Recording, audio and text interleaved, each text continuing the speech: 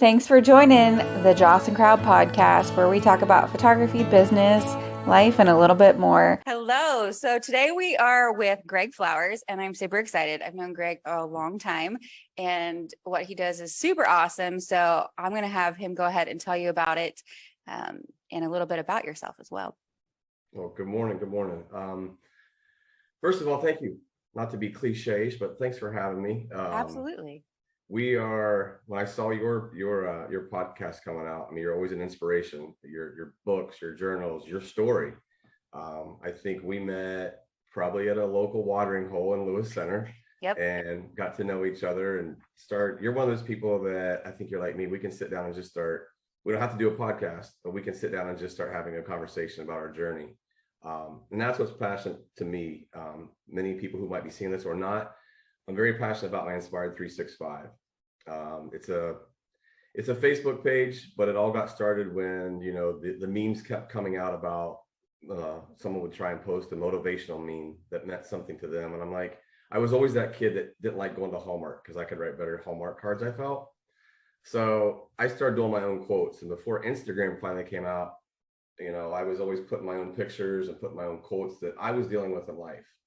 And my biggest hurdle, and if I jump around, have my scroll moments, I apologize ahead of time. But I had went through a divorce when my two boys were in elementary school, and that was one of the biggest hurdles I went through in life. I think that was my biggest I came up with my thing of accept, adapt, overcome, and I'll get more into that. But Inspired 365, that's been my passion that I kind of want to talk to you about today. Awesome. You had said that you didn't want to go to Hallmark, and it's really funny because I used to go on Saturday afternoons and just sit in Hallmark and read all the cards. And I wanted to grow up and be a greeting card company. That was like driver's licenses. When I got my driver's license, that's where I would drive. Like most kids are probably getting into trouble. And I went and sat at Hallmark and read all the cards. So I love that you knew that you could write better than that, because I also felt like I could write better than that, or inspired to want to write. So that's funny. Well, my first, I guess, my first grudge or issue with that was when my parents were divorced when I was a kid, and I would, Mother's Day comes around. They would have all these Mother's Day cards, and they would have two cards that say you're like a mother. They didn't have stepmom cards or stepdad cards. So yeah. But anyway, already astray. But no, when I was going through my divorce, a lot of my major decisions have been made on the beach. And it's kind of ironic and not ironic that here I am living in Fort Myers, Florida. We'll get to that. Accept, adapt, overcome soon enough. But my major decision to join the military, I made it 3:00 in the morning, sitting on the beach in Myrtle Beach. Didn't know what I was going to Ohio State. Didn't know what I was going to do. Was not doing well at Ohio State. So I decided to go in the military. And that 10-hour ride home with my brother was just me thinking what my next step was going to be. And then going through my divorce, we did the save the marriage vacation. We already had the vacation planned with the boys. But we knew the next step was going to be a divorce. I made a lot of life-changing decisions on the beach. And that's where the Inspired 365 came from, because my first Hallmark quote was, "We can't control the tide, so we learn to surf." As I'm sitting there at the beach, these waves are coming in slow or calm, or they're coming in like a hurricane, and we can't control it. And I think life is full of waves that we can't control. So you have to accept, here comes this big wave of a divorce. I better learn how to adapt to it. And I better grab my surfboard I got to be a dad and a mom all the time. I got to learn to, in the future, be a stepdad. And I got to get on that surfboard and ride through this wave of divorce and blended family. And so that's where Inspired 365 came about, my first quote. And then the more I got into it, I started posting on Facebook or posting on Instagram. And then I would have people they wouldn't like it, because say a friend of mine, a gentleman was getting ready to go through a divorce. He didn't want to like it if his wife saw, "Oh wait, why do you like that? Don't be telling the whole world our problems." But I would get all these private messages, "Gregg, I loved your post. I love how open you are about your life, because I'm going through that dark tunnel too." And I think many times in life we go through these dark tunnels and we feel alone. But if you find one person, whether it's a friend, a total stranger on social media, that's also in that dark tunnel and they made it, then they feel like, all right, there's some hope. I've counseled on this. I don't consider myself a life counselor, but I try to, just because I enjoy it, not for a paycheck. But many guys have come to me that I would have never thought would have the struggle going through divorce, but they saw that I made it and I'm doing okay with it. And they reach out to me and just say, hey, can you help with this? And I said, absolutely. And the thing about Facebook, with having adult children, in that generation, they like all the likes and they want all the gratification and instant gratification. And, oh, I got 50 people who liked it. On my Facebook page called Inspired 365, I don't care if I get 1 like or 1,000,000 likes. As long as one person heard it, they didn't click like, but they got something out of it. And I think that's what we're supposed to do in life, is live life, love it. And we have to share it, because we're all going through stuff that we're not the only ones. I know you might be sitting here, if you're listening to this podcast, and think, I'm going through the worst part of my life. No one knows what it feels like. Somebody's been there and done that. Yeah. In one of the chapters of my book, I said that I was nervous about writing it because I was just putting myself out there. But I had to remember that even if one person read it and it made a difference in their life, then I had to write it. And that's what's scary is like, you don't realize how much power you have until somebody comes to you and says, because of your status or because of your book or because of your post, they didn't give up or they kept going. And it's such a big weight, but that's what's needed. Like, we're all to just here walking each other home, and we have to help each other. Right. How long has, go ahead. Nope. I was just curious of how long it's been since you started Life 365. I could look on there. I think it's been at least 11 or 12 years. That's awesome. Yeah. It's just, and you touched on it a minute ago. It's just that, if you help one person, and what really inspired me was when I was going through my divorce, which I think is one of the toughest things I've ever been through, is, I was going through this, and many times I remember sitting in my apartment in the kitchen room floor, just crying, like, why are you doing this to me, God? But to go back a little bit, I come from a divorced family, and my mom always taught me, things happen for a reason. The good you savor, the bad you'll figure out why later. And there's been many times through our blended family, my Sarah, my wife, she's not from a divorced family. But me being from a divorced family, I know what it was like to be that kid on Sunday night, getting the train, dad dropping me off back home. The transition sucked. To this day, I hate Sunday nights. But I know what it's like to be that kid. So I was able to help my children. Hey, I would tell my ex-wife or tell Sarah, we probably shouldn't drop the kids off at nighttime because it's just so depressing. Maybe we should drop them off in the middle of the day, or maybe they should stay all night till Monday. So me being that divorced child, I knew what they were going through. So that was a big lesson for me of, all right, I went through that divorce as a child. God must have had a plan back then and knew at some point I was going to be a parent. And that's where it felt like when I started going through those life issues, going through those tidal waves that I couldn't control, but I had to surf. I was like, I think God really put me here, not to get too spiritual, but I think God, he put me here to inspire people. That's welcomed here. You're okay. and I just think that's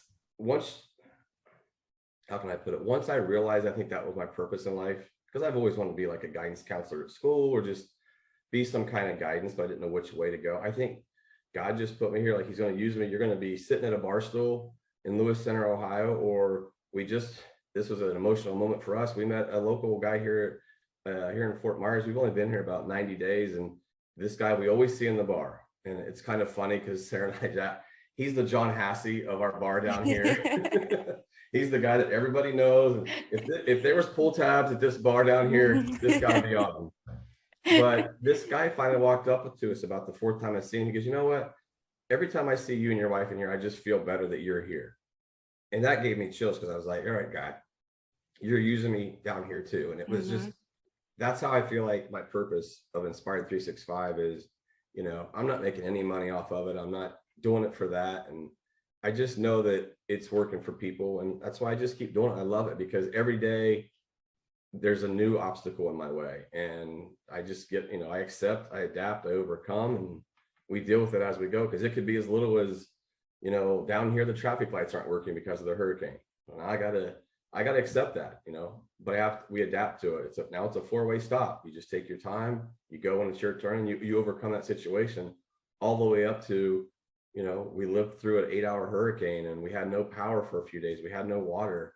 You just accept, when you get the chance, you boil water, you get out the flashlights, but I think a lot of people have a hard time accepting their tidal waves in life, and they don't know how to adapt. They don't know how to overcome. So thanks to people like yourself, Joslyn, and social media, man, they made it through that hurricane, literally, or they made it through that hurricane in their life, or they burnt their hand and now they're adjusting to how they're going to, run their business, but they're overcoming it. Something so small as that can mean a lot to people. So you said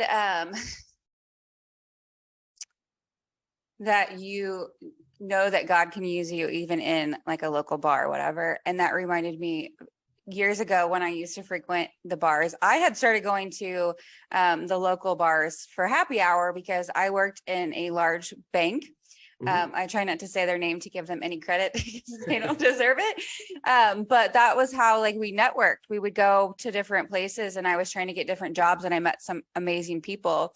And my sister was not really happy about it. She's like, I don't know why you're always in a bar. And I said, she's like, you should spend more time in church on Sunday than you do at the bar. And I said, I've talked about God more times in a bar than I ever have at church. Yep. I've had many conversations with some mutual friends that we both have that we would go to church together. And, he's a biker, but he's also a huge volunteer in church, and we play pool together. And that we've had that conversation many times, that we've had more conversations about our faith with a total stranger. And I totally come from the same background you're talking about, but how many times, and we could probably talk about the same people, there's people that we probably know in the bars there in Lewis Center that would never go to church with us. But if we sat down and started talking about their faith or their life or just what they're going through, you're going to get more out of that than, how many times, you're outgoing, but how many times did you go to church and maybe didn't even talk to the person sitting right beside you during the sermon, but you would go to a bar and you're sitting there, you and I are talking, and someone overhears our conversation. Next thing we got 4 people talking about life. It just happened to be a bar, but and that's the thing I've learned over the years. People have come across my path that I know, that I don't know. And you'll probably know, this, how open I was a couple of years ago with my son's addiction that he's fighting. And that was another huge obstacle that I had to get through, with Sarah as being a stepmom, dealing with Tanner, with my ex-wife and her husband and our kids. And there was one day, I just decided to open up on Facebook and tell the story. And it was very emotional. And there was probably at least a dozen people that came to me, on Facebook or through a text or through a phone call. I had no idea that they were struggling with an addiction themselves or with their child. And there again, it's like God said, there, I want you to go help these people. And if I wouldn't have opened up like that, those people could still be struggling. And again, those people are like, man, I can't believe how open you are. I'm struggling with it too. And, we give each other advice. To me, that's life in general.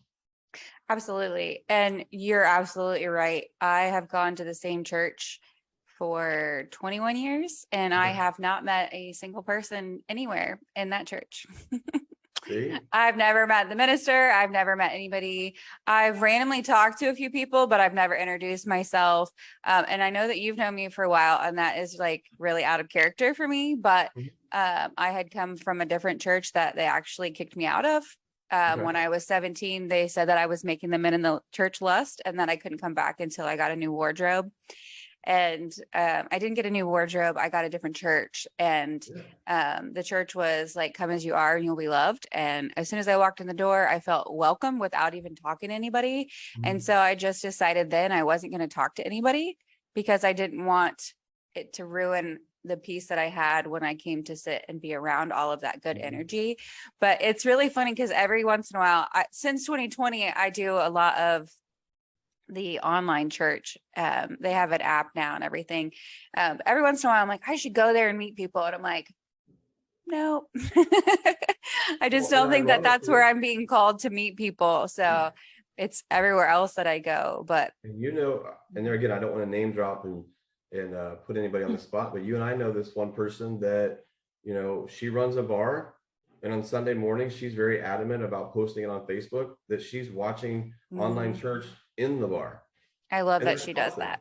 Yeah. Yeah, because there could be someone that doesn't want to step into a church, because I was going to touch on it. And I grew up the same way, that it felt like the worst place, or the one place that you thought you wouldn't get judged. I always got judged in a church. And I thought, wait a minute, this is one place, like you just said, we're supposed to come as we are.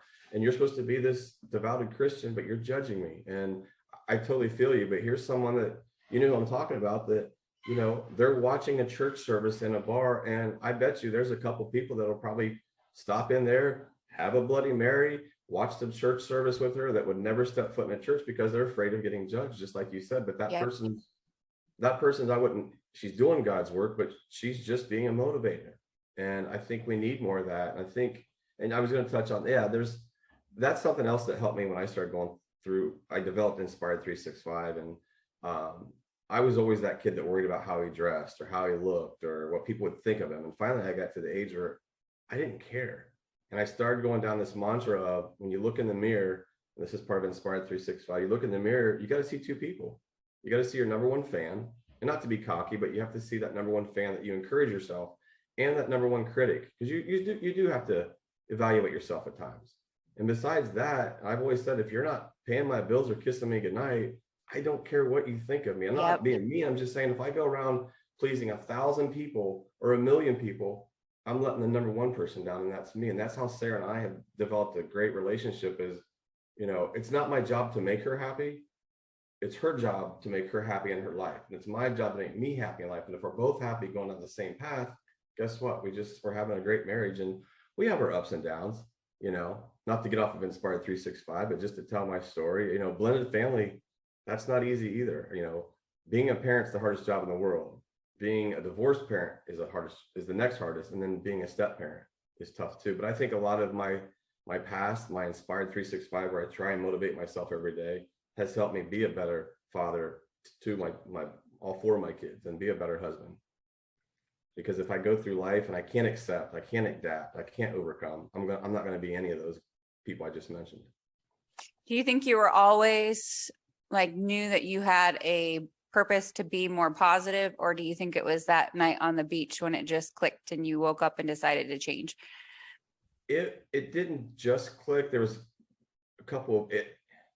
When I got the feeling that I was put here to inspire, it was through all the hardship, was basically through the divorce. So it wasn't going through the divorce, is that I made it. And I started telling my story, because there was many times, you know, during my divorce, shortly after, that it was dark for me, you know. And I promised myself I didn't want to be that divorcee that was in the bar every night, because I knew where I would end up. So I was very cognizant of making sure that I didn't become that guy. I worked out. I wanted to have a good physical attribute to myself, you know, that helped mentally, that helped physically, emotionally. It just really, I think it started clicking when actually a guy that I knew in high school, very devoted Christian, he still is to this day, he came to me and just texted, "Hey man, can I meet for coffee?" And he walked in Starbucks, and he walked into a coffee shop, and he looked terrible. He looked beat up, worn down, and come to find out he's going through a divorce and needed help. And he was the last person I would ever think was going through this. And I started helping him. And actually, I can tell you exactly when the night was. Along with the beach, a friend of mine, he's a motivational speaker, and he was doing an event downtown, and it was very moving. I took my two boys with me.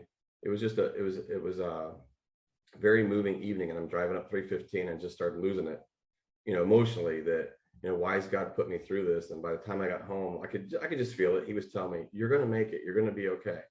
You're going to have to accept this, and you're going to have to adapt to it." Because there was a time when my ex-wife gave me the papers that we had to sign for the divorce, and I took weeks to sign them. I knew we were going to do it.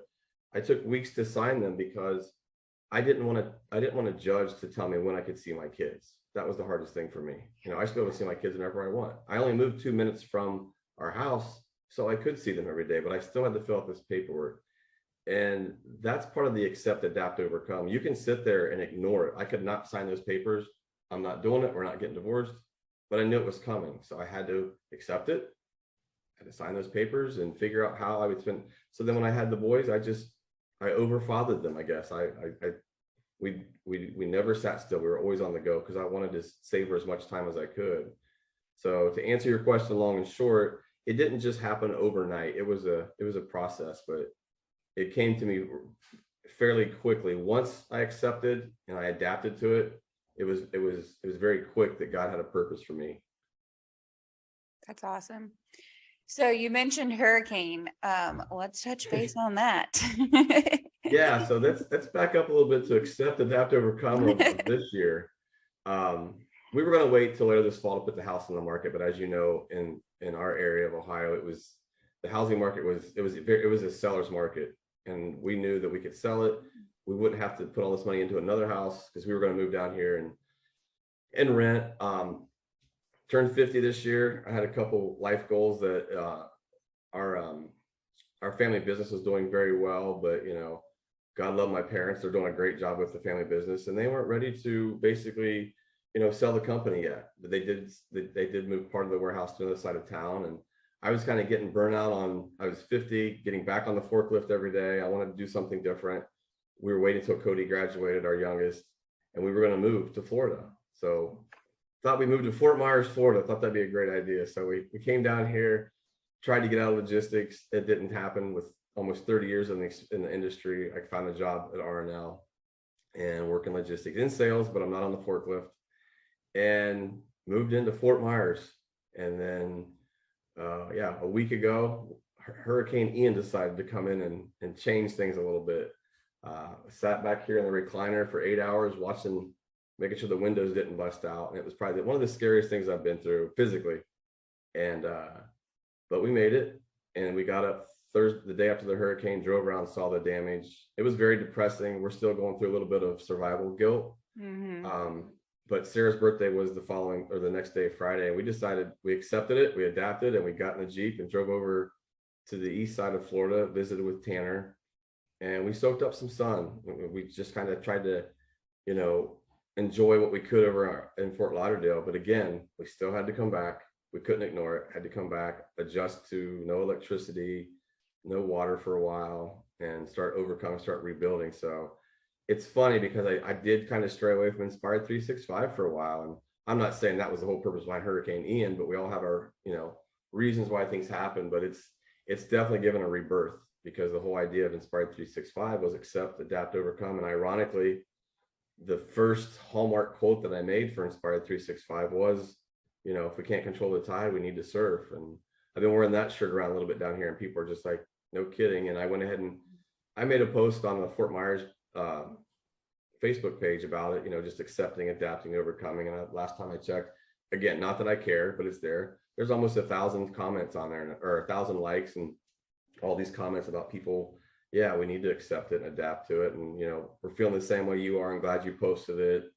Again, me just being open. I don't know how else to be. I'm not an introvert at all. That's how I am. Yeah. I think too, I am a big metaphor person. I do a lot of little blurbs on my podcast with metaphors, and you're absolutely right with your quote. And I've seen so many people that are in Florida. I love Florida. I will probably be a resident there sooner than later. And I have family there. And when it was originally supposed to be hitting, it was going to be hitting where my parents, my aunt, and my sister and her family are in St. Petersburg and in Tampa. And I have a very stubborn parents, very stubborn parents. The day before, when all the alerts were going out, and I subscribe to all the pages because I go down to Florida frequently. And so I already get the alerts and everything. And my dad just kept saying, it's going to be fine. It's going to be fine. And I'm like, we have spent our entire life saying it's going to be fine, and it's never fine. Right. But I think that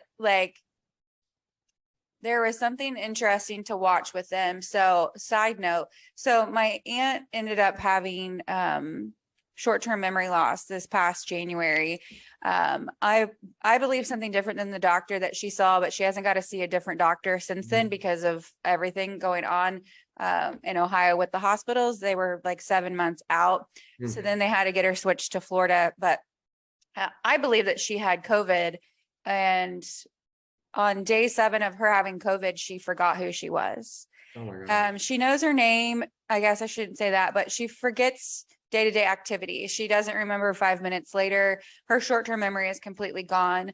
And my oldest aunt had Alzheimer's. So of course the doctor was like, we're do a brain scan. And they came back and said that she has like a pencil eraser size black dot on the back of her head, so that she has dementia. But the advanced stage of what her memory is somebody that has had Alzheimer's for like 5 or 6 years. It's so advanced. I think she's having PTSD. She was attacked in Michigan years ago, and it was by a man in a mask. And as soon as the mask mandate went back out, she kind of just became stuck in her own mind. She wouldn't leave her house. She just kept saying, how would I identify somebody if they hurt me? And so now she's like flashing back to that. So she was uprooted and moved to Florida so my parents could take care of her. So my parents have been taking care of her since June and trying to get her into the doctor. And it's been really stressful for my parents and for me, because my parents are my world. And she lives 8 doors down from them.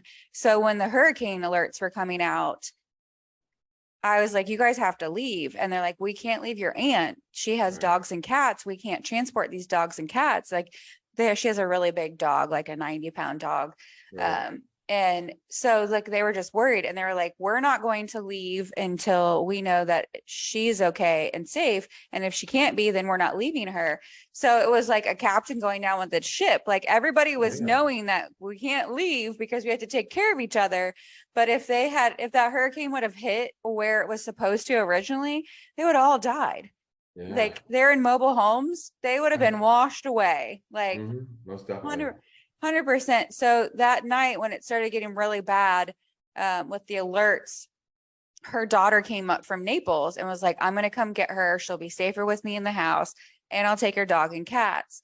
It was like double the time it was supposed to take to get her. So as soon as they picked her up, my mom had to go to work because she works at Lowe's, and that's like hurricane headquarters. Like they don't close down because people need to get supplies. So she had to go work and take all the flowers and everything. And so I am like adamant trying to tell them, you guys need to evacuate. You need to evacuate. And they're like, it's going to be fine. It's going to be fine. We've had hurricanes before. I'm like, I know, I was there with you. I was there for Hurricane Elsa. This is not the same hurricane. So they ended up evacuating eventually. And as soon as I knew that they were safe, like I exhaled. But I think people don't realize, like, just because you've been through a hurricane before doesn't mean that you are going to survive it again. Like you have to adapt, you have to change, like you have to go, okay, well, I've done this before. What did I learn from it? I should probably make different choices so that I don't have the same results again. And I think a lot of times people do that. They make the wrong decisions over and over again because they're like, I've done this before, instead of adapting and changing. Well, and you touched on something like that's another metaphor I always use too, is losses into lessons. You know, you're touching on that right there, that you might have made it through that loss, but what did you learn from it? And a lot of people, back to the hurricane, from what I've heard down here, a lot of people, they stayed because they that's what they said during Irma, that it's gonna be so catastrophic and it's gonna be the worst one ever. And it wasn't. So people are like, and then they said it again for Ian. They thought, well, you said that last time, almost like the cry wolf. But no, and you're physically and metaphorically, you're touching on that. Yeah, I've had many losses in my life, but instead of counting them as losses, I count them as lessons. As long as I learned something, I might not have made it out the way I wanted, but if I learned something from it, and I think that's a lot of people, they get stuck. There's a hurricane in their life, and they don't know how to evacuate. They don't know where they can evacuate. That was the thing too for us. We didn't go because we didn't know where to go. I've never lived through a hurricane. I didn't know, should I go to the East Coast? Should I go further up towards Naples or down to Naples? Should I go up to Sarah? We didn't know where, literally, we did not know where to go. And that's something else I was going to say, is that lately we've had, Sarah had a hit and run. She's okay. But the lady who had a hit and run, the lady took off. A day later, long story short, I got into an Amazon scheme where I spent some money. It was long story short, I had some small little hiccups that happened all in the same week. And these people at work are like, I can't believe how calm you are. And I think that's an influence too, that a lot of people don't, Morgan said that about Sarah and I, that she's like, you guys were so calm during the hurricane. And I was like, you have no idea how scared I was. I've got my wife, I've got my daughter. And I think that also helps the inspiration is how do you react to something? Maybe the way you react to, not only did it help you, but it helped those around you. Because some things I was going through recently, the guys at work are like, I can't believe you're so calm through that. I'd have been so pissed and I would have done this and done that. I'm like, again, the accept, adapt, overcome. If I can't change it, I just got to ride that wave out and figure out, as long as I can get to shore, I'm going to be okay. But I can't, if I'm on that surfboard and I start freaking out, next thing I'm having a bad reaction, I'm making the wrong decisions. My surfboard, I flip off of that. I never make it to shore. So I've never surfed in my life, but it's one of my bucket lists, but I definitely have a surfer's mentality. I feel like you would probably love kite surfing. Have you, total side note, have you seen any of the kite surfers? Yes, I want to do it. Yes, I want to do it. It's on my list. It's on my list. Yeah. I photographed one back in July of 2021. Mm-hmm. They were out on the water. Hurricane Elsa was coming through. Hurricane talk today. Hurricane Elsa was there, and that was my first hurricane that I got to experience. And I actually, I know this is going to sound weird and it's probably slightly morbid, but I loved it. Like, I loved the energy that the hurricane brought, and like the way the winds changed and how like it just made me, it's almost like thunderstorms. I'm obsessed with thunderstorms. I was born in a thunderstorm and it was just instilled in me.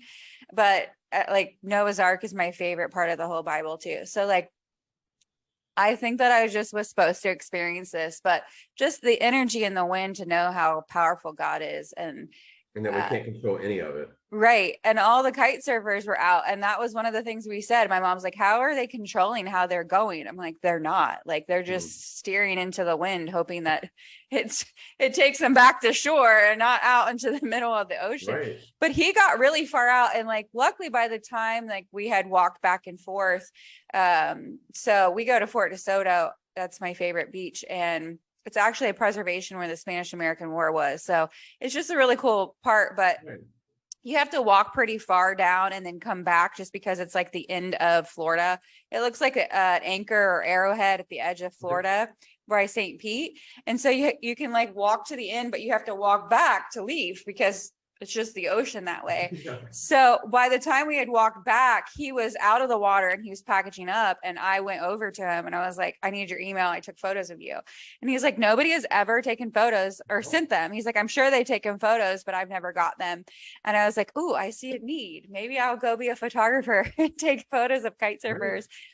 So I think about that all the time, because I'm like, how many times are you actually enjoying something on a beach and people, whether it be surfboards or kite surfing, and you don't get to have photos of that because you're out there just enjoying it. But that was a total side note. But with the hurricane, I feel like you said it too, like you didn't know where to go. I think people don't realize, like, Florida, a couple of my friends, even, I said, I can show you a map of Florida opposed to Ohio, and you can think that like that little part is like 5 minutes away, but it really takes like 20 minutes to get there, or an hour. It's not, it's not set up the same. And one of our mutual friends and I were talking about how people weren't leaving.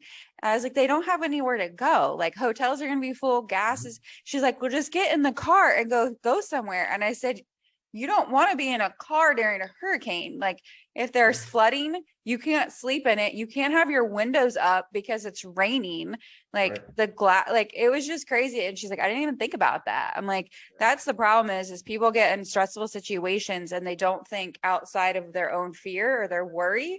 And I see it all the time with people, like something traumatic happens to them and they can't stay calm. And like, I know that I've done it too, but you have to, like you said, you have to adapt and push through with it and go, okay, well, this is what I'm feeling, but this circle of what I need to do is different so that I can get through it and overcome it. And you did the best that you could with the circumstances. You didn't know where it was going to go. You just held on and embraced it. But it's unfortunate that, a lot of homes were lost. And I think with it hitting Fort Myers, you guys didn't really have a lot of notice either because the hurricane just completely shifted. It was shifting, but like we were at work on Tuesday and it was shifting like by the hour, and everyone that's locals was like, it could shift 90 degrees in a matter. I mean, we have no control. This hurricane has brought more perspective back into my life to give me an example of, we have hurricanes in our life every day. And like you were saying, we didn't know where to go. There's no shortcuts down here. There's a couple million, and look at Alligator Alley. There's really only one. You can go up down 41 to get to Fort Lauderdale, or you can go 75 across. There's no shortcuts between here and Fort Lauderdale. And there's bridges everywhere. People in Ohio forget that there's bridges. Yes. You can't cross over some of these bridges. So I don't know if you've had the opportunity to go over the Sunshine Skyway Bridge. Not yet. So I did a 10K over it this past March, and it's one of my favorite bridges. I have an obsession with that whole area. I joke with my mom that maybe I was like a soldier in another life that died near Fort DeSoto or something. I don't know.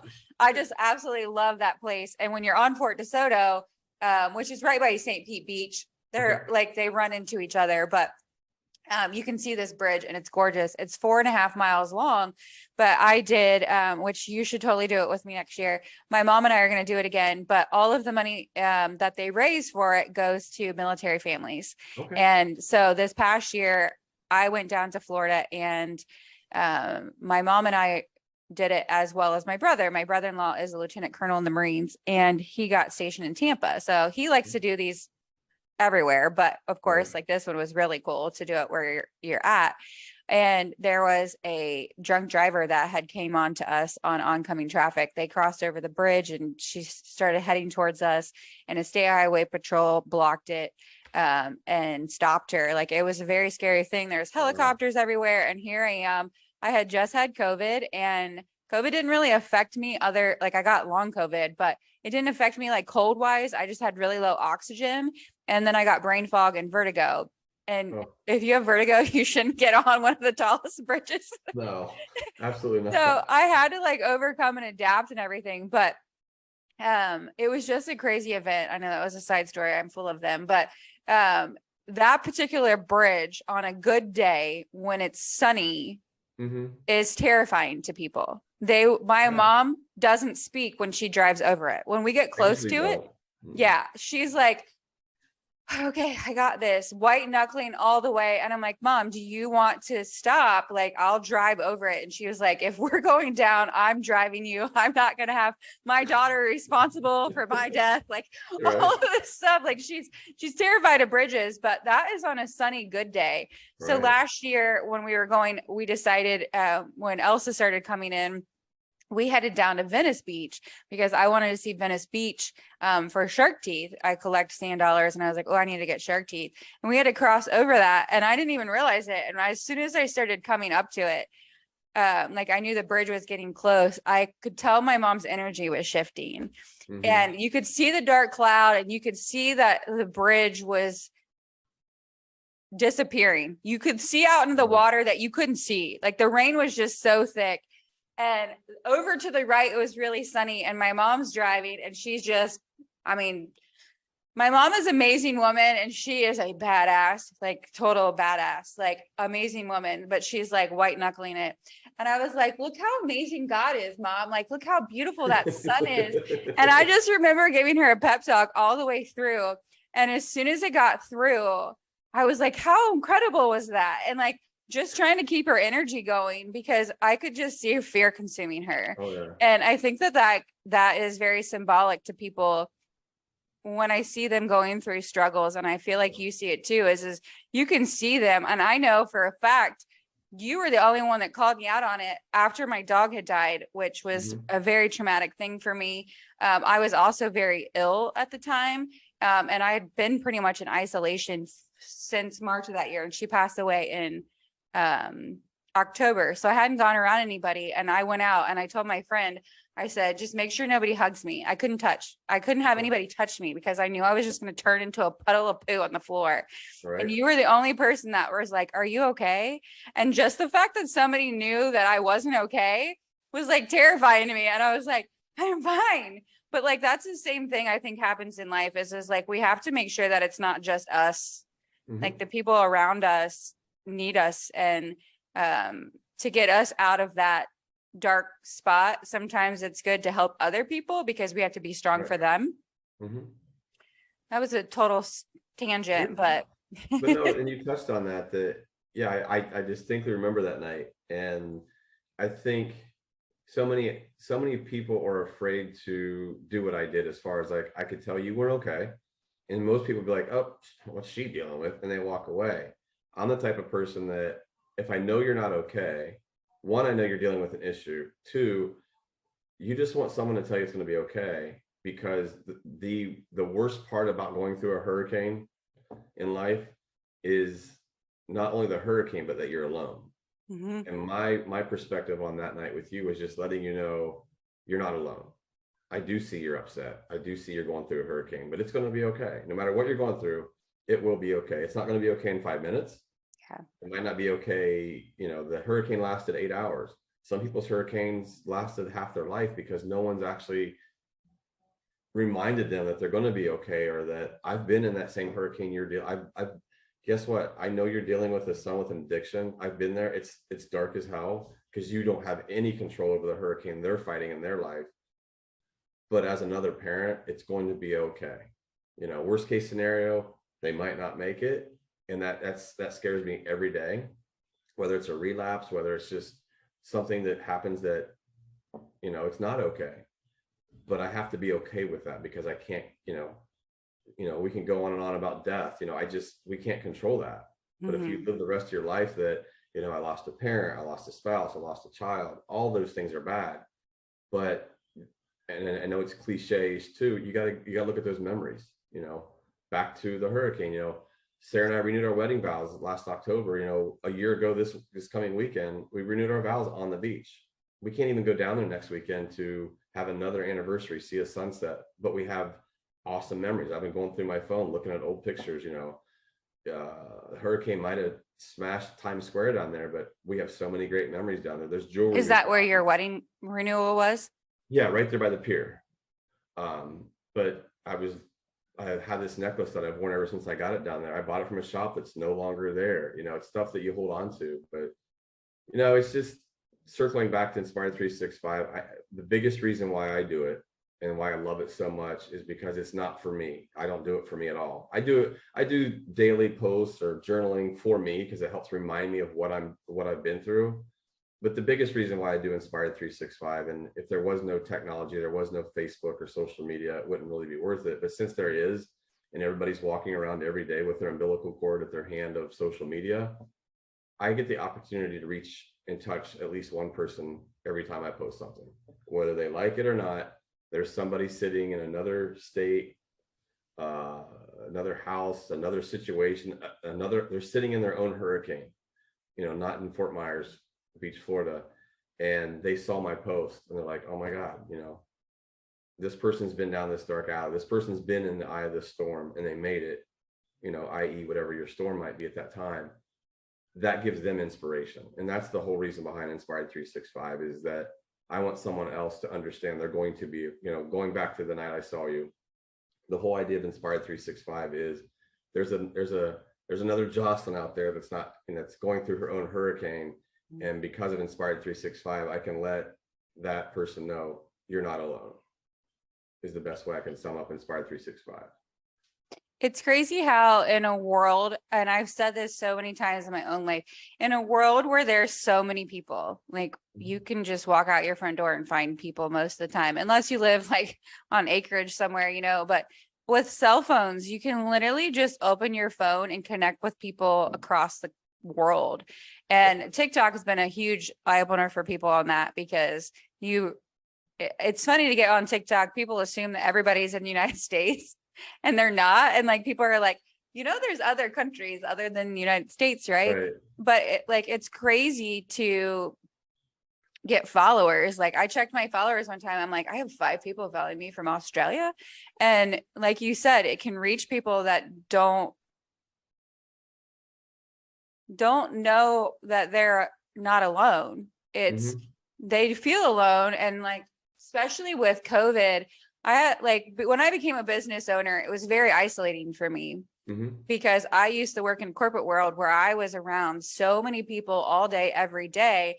And then all of a sudden it was just me deciding my schedule and what I wanted to do with it and what I could wear and what I could say. And it was so odd to me. And I'm like, this is really weird. And I felt like I was becoming very reclusive. And my friends were like, why are you always at home now? Like, you never go out. I'm like, it's weird to go out. There's people out there. And I think that like that happened when Lexi stopped walking. I couldn't leave her. She was a 9-pound dog. Like, you can't just leave a dog that can't walk. It's like leaving a baby alone. Yeah. So I just started taking care of her, and I lost friends that clearly weren't friends, but they were like, oh, just put her down. She can't walk. That's a burden. And I was like, but she's perfectly fine. Like, she's eating 5 meals a day. Like, that Christmas, the only gift that I gave anybody was to her vet after she had passed away.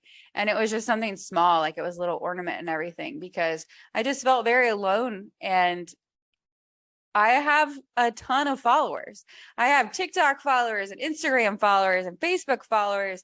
And it's crazy because the entire year of 2019, I felt alone. I had never known loneliness. I never felt alone. And I was surrounded by people on my social media. And if I went out in public after she passed away, and it's just crazy. Like, you just don't want to be alone. And I think we learned that in 2020 because everybody had to like be at home, and making sure that somebody knows that they're not alone is such an important thing, even if it's just a Facebook status, because that is a light in their dark for them. There's so many times when I open up a TikTok after I've been praying, or I woke up having anxiety in the middle of the night, which I had during the hurricane with my family being down there and everything.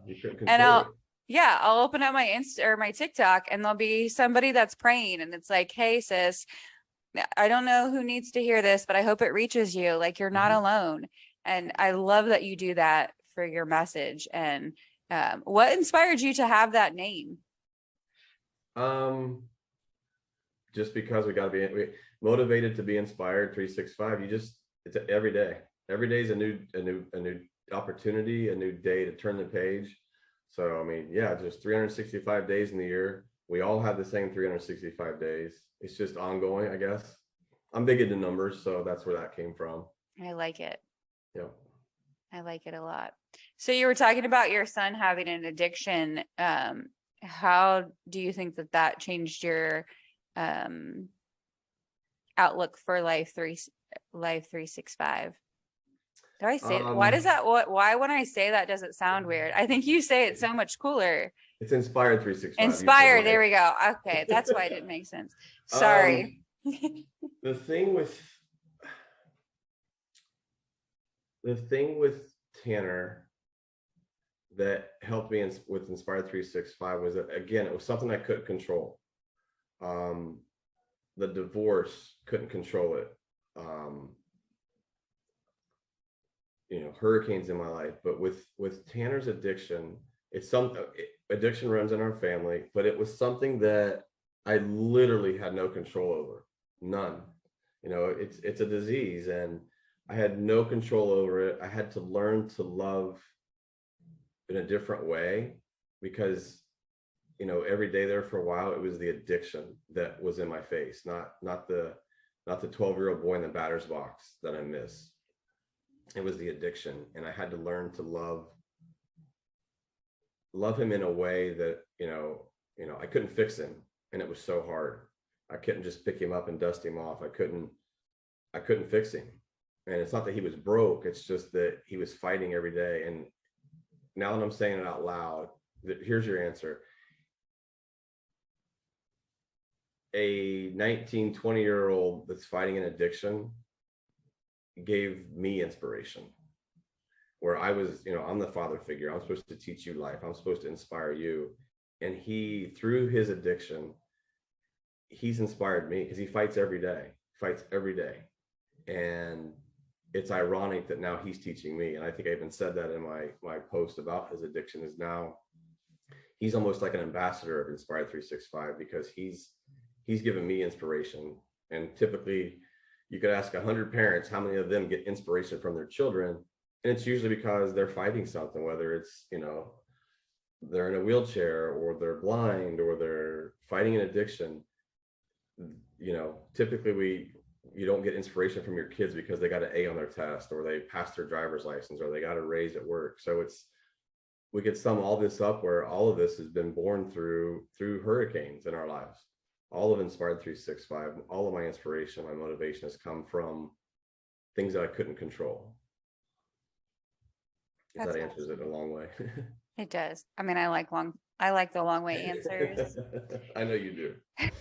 I mean, I have a podcast because I talk a lot.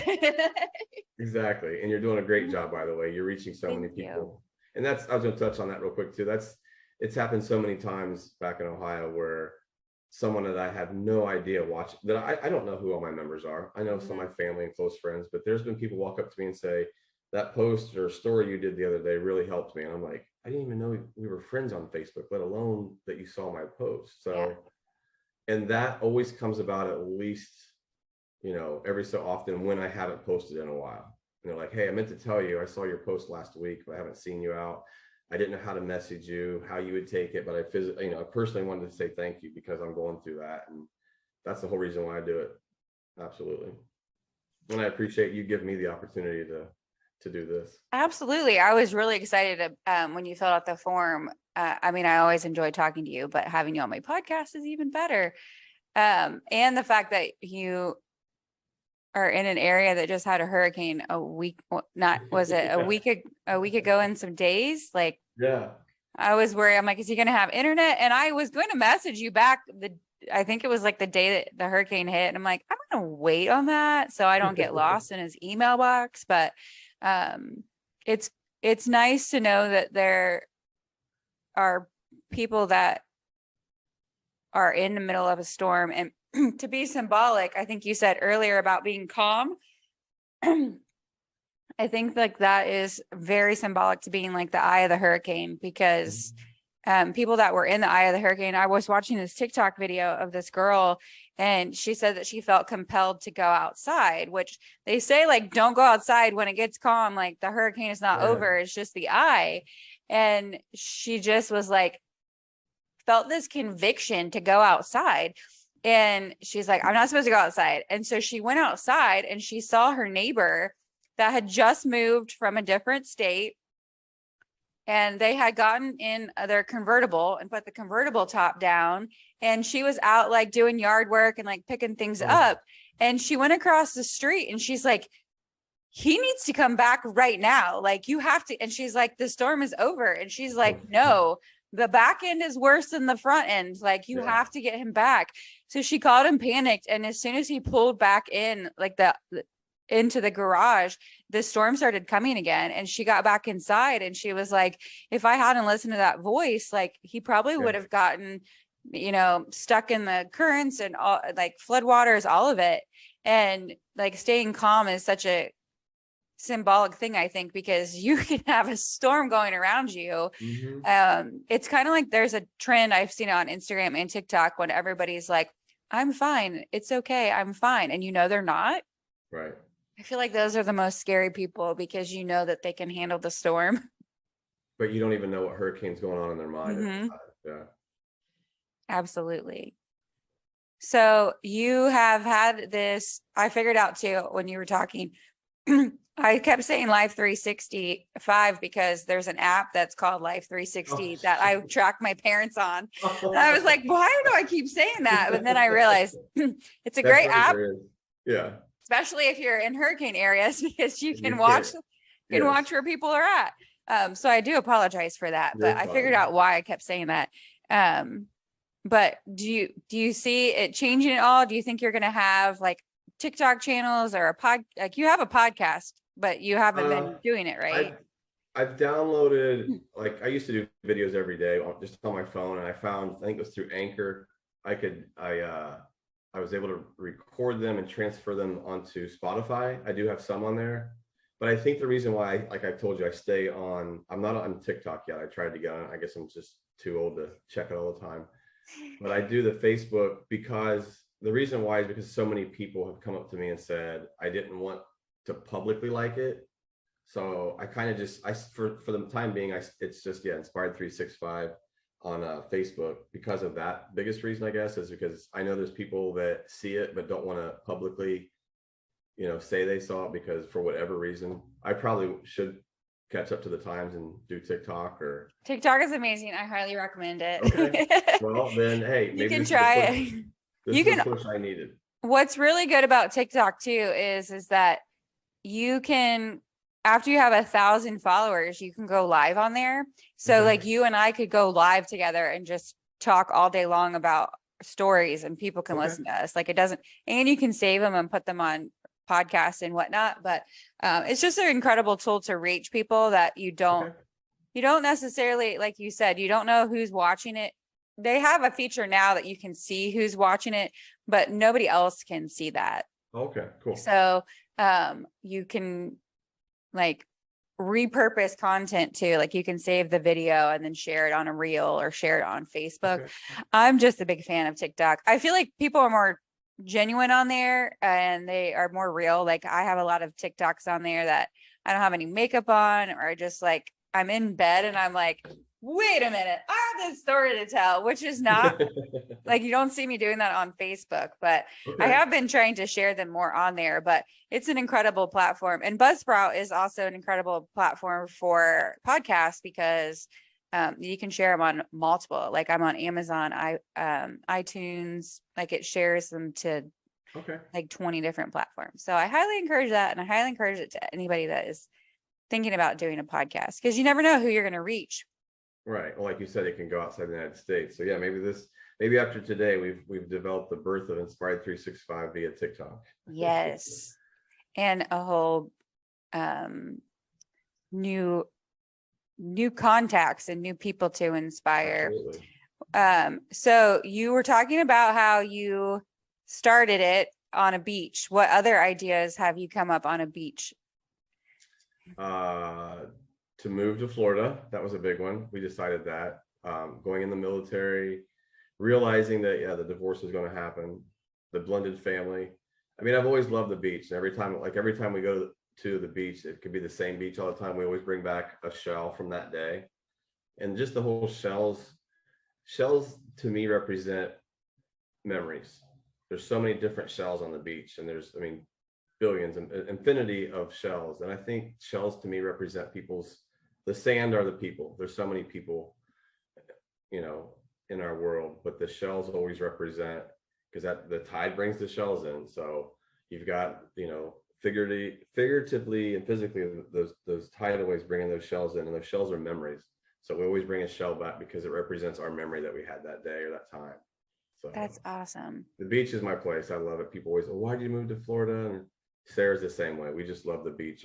The beach to me and her symbolizes so much. So, and it's funny you bring that up because as soon as we get off, we are going to Venice Beach today. So nice. I'll find some shark teeth. Yes, I will. We were down there when red tide had come through. Okay. And I don't know if you probably haven't got to experience a red tide, because I think that's more north of you guys. But red tide is very sad, and it is the natural occurrence, but I don't think it's made naturally. I think that it started because they drained a plant, and it set whatever plant they drained, it caused something that causes the atmosphere to do something in the water. And now every year the waters turn red and all the sea life die, and they wash ashore. And the smell is incredibly toxic, but you can smell it for miles. Wow. And when we went down to Venice Beach, the smell was so bad because the hurricane was coming in. It was more windy, that we couldn't stay very long. So I'm going to go back there again when it's not crazy hurricane and red tide and actually enjoy it. But I was like, we drove all the way here, and even my mom was having issues breathing because they put alerts out. Like there's like you can get really, really sick from it. Oh my gosh. Even just touching the water, it's in the air or whatever. But they had put alert out, and I have asthma. So I was like, we got to keep an eye on that alert. And it was Oh like yeah. this, it was level 1 or something. And when we get there, I was like, I got to find a shark tooth. I have to find just one. And I look over and my mom's like, Oh my I'm like, are you gosh. breathing? And she's like, I'm like, okay, if you're having an issue, we're just going. She's like, get your Right. shark tooth. I'm like, I could walk all day long and not find a shark tooth. And if you're having trouble breathing, this isn't good for me either. No. And some of the stores had closed up early and stuff because it just smelled so bad. But with it even being a smelly area, the place was so gorgeous. Okay. The wind was blowing. It's a beautiful, beautiful place. There was this beach, like a little, I mean, they're all beach shops, but one was like beach jewelry. And there was one with a sand dollar on it. And I like always think about, like, I gotta go back and find this necklace with the sand dollar on it. But I will look for a shark tooth for you today, I promise.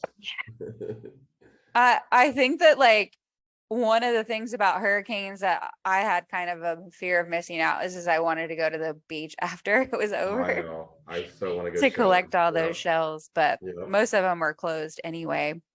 Yeah. But we went on a couple different side stories there. Did we talk about all the things that you were wanting to talk about today? We did, and then some. I appreciate the opportunity to get on here and do a podcast with you. And it's given me some rebirth. I've gotten back into journaling a lot daily, which is what I got away from. So I think this whole hurricane physically in my life has brought me back to fruition. It's, it reminds me every day, why did I move to Florida? It's not just for the warm weather, but it is just, I want to spend the rest of my life as close to the beach as I can, because to me, I think this is my purpose. Back to what you said, I can still reach people. I can still inspire people. So yes, I definitely got out what I wanted to. You're doing a great job with this. And I am very honored that you let me, be on your podcast. I know we're gonna do some positive damage with this episode. I'm looking forward to seeing who. There's going to be somebody out there again that just needed to hear our story, and I think it's going to be inspirational for you and I as well as them. So Absolutely. I think that people come into our lives for a reason and a season and a purpose. And I was trying to figure out how long I had known you. And I'm pretty sure I met you.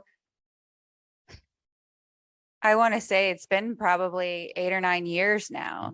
So it's crazy how you're on my podcast now. Like exactly. It's not everything. I always reiterate it in every podcast I ever talk about. And in my book is things don't always happen overnight. I'm sure you've seen that with your son with addiction, the same thing. Yeah. Like, I was madly in love with somebody that had an addiction problem too. And like, things don't happen overnight for sure. And you just have to ride the waves. Like you said, what was your Hallmark quote? Can't control the tide, so we have to learn to surf. I love that. You have shirts for that? I do. I had some. That was a local distributor there in Lewis Center. She made it for me. She's closed up her business with, as I'm sitting in Sarah's cricket room, we're going to start making those again, especially with Hurricane Ian. So I'll get one to you for sure. Yes. And once you have a shot for them, I'll add it to the link here below so other people can get them, because I think that's really powerful and it deserves to be on things. So I appreciate you being here today. And how can people follow you? The best way right now is go on Facebook, and it's just Inspired 365, or they can follow me on Instagram, Gregg Flowers, 2 G's. And I'll definitely post later on what my TikTok video or my TikTok channel is. Yes. Hopefully you can have the same name so that it matches. I hope so too, yeah. But that's awesome. Thank you so much. Thank you. I appreciate it today. Well, that's all we have for today's podcast. We thank you so much for joining, and I hope that you have a fantastic day, and we will catch you next time with the Joslyn Crowl podcast.